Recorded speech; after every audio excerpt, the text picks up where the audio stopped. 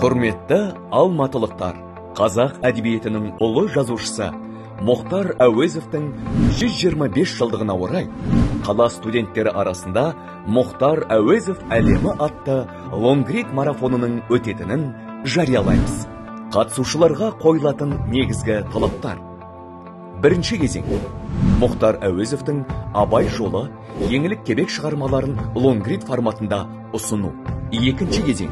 Өзінің жеке парақшасында шағын пост, эссе жариялау. Эссе 100 сөзден кем болмау тиіс.